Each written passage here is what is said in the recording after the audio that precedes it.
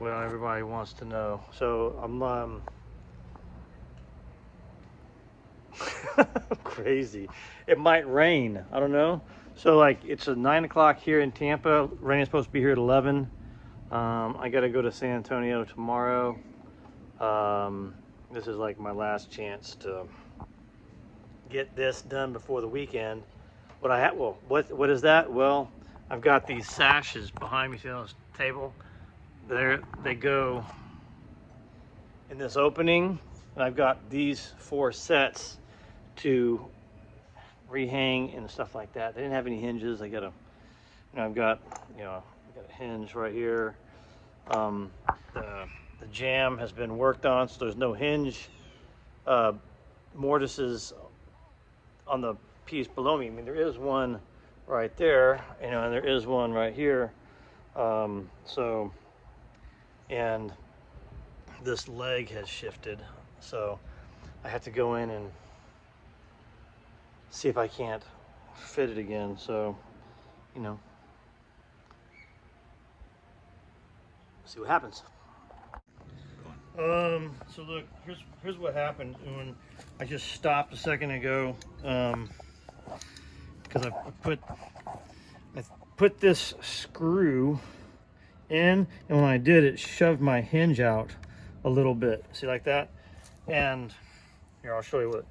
I've got your driver here. Okay, it's got the the Phillips head in there. I've got my Phillips head screw, and I was hoping I could drive it in and it would fit in tightly with, this is my hinge mortise. But what happened was, I see how it moved it? Did you see that? I'll do it again, right? See, what you have to know is, see, it moved it. Just one more quick. See that? Okay, so what's important to understand and realize is just how finicky hinges can be. All right, so I instantly thought, okay, I need to back up, slow down a little bit, and get out another tool, and that's over here on my drill. And this is a self-centering hinge bit, okay, known as a VIX bit, okay? VIX, I guess, is the one that was the proprietor that invented it. I mean, somebody else got the patent, and I guess they can do this now, but it's a VIX bit. It's a self-centering hinge bit, and you put it in to the hole, right? And then the drill bit comes out, and it centers it, where you need it to be. So I'm going to do that, but not before I take some of my my wood here and I shove it back into my hole, because I drilled the hole in the wrong place. I need to refill that.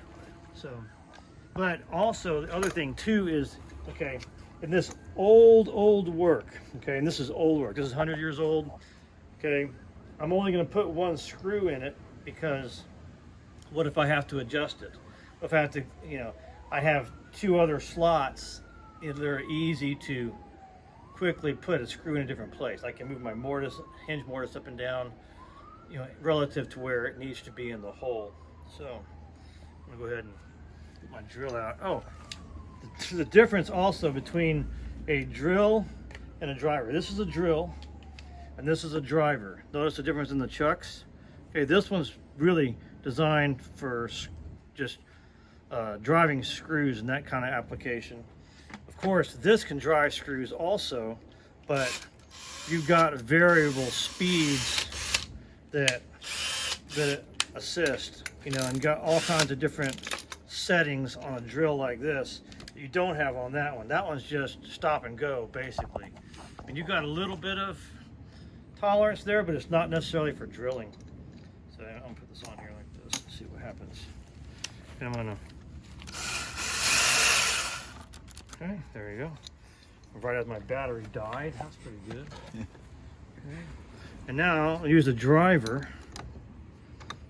Put that in to see if it changes. See if it stays put. There we go. That's better. Okay. So, good. Now I do that with the rest of these and it should be good. Well, I've got the first one swinging. And it's swinging pretty nice, right? And that, okay. But how's the other one gonna fit in relation to it? Well, I don't know. I guess that's what we gotta figure out now. So, hanging one is easy. Now let's hang two. And then two more, and then two more, and two more. Well, we'll see. Well, I violated the #1 rule of Florida window craft is prime what you strip. Right? Because if you don't, it's gonna rain. And you know, we're in the season right now where it doesn't rain a whole lot. And so I was like, we're good. Dude, it never fails. So here we are. I was trying to get it something done before it rained, but got these clouds. Anyway, so that's the rule, right? If you're gonna strip something, like strip the paint off, make sure that you get a coat of primer on there. Or, you know, maybe some oil or something that's water repellent, because if you don't, guess what? It will rain.